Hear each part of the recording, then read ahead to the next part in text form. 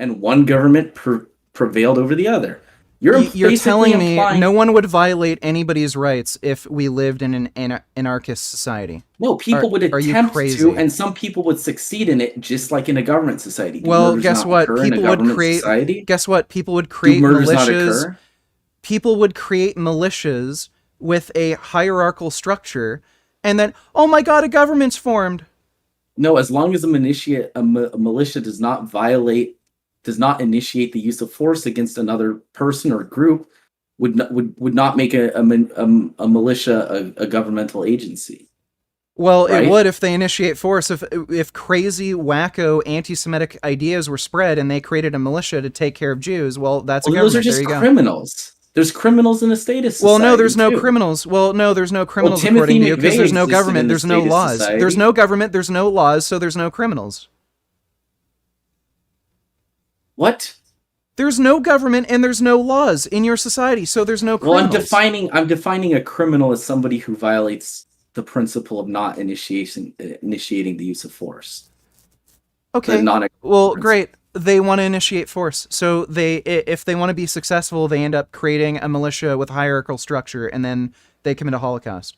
There's nothing to prevent that, right? The moment a militia, right? It's weird how it's weird. Force, it becomes a standing. You're literally admitting over and over again that your society easily creates governmental structures that will enact force. It doesn't easily because there's plenty of. Clearly, it's easy. It's not easy. How is it easy? How is it easy? You have to risk life and limb to do so. Literally, every fucking society on the planet has a governmental hierarchical structure. Even situations where we went over, like in Iraq and Libya, where there's no actual government, you even consider fucking slave traders governments.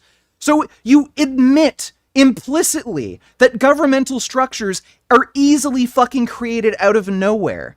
So if you're going to admit that, why the fuck wouldn't you want a government that's at least democratically elected and codifies rights into laws that would prevent things like holocausts and slaveries if you know that shit is going to happen easily anyway?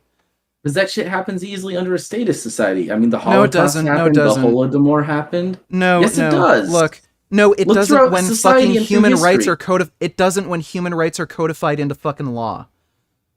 And human rights can just as easily be uncodified out of law. No, they can't. No, they can't.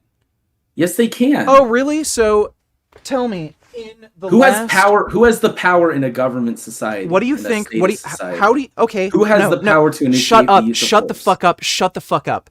Okay, we have Libya, where there's human fucking slave traders. That happened instantly, immediately after the fucking government was taken down. Do you think in any period of time in the near future that there's going to be fucking slavery like that and human trafficking in the United States?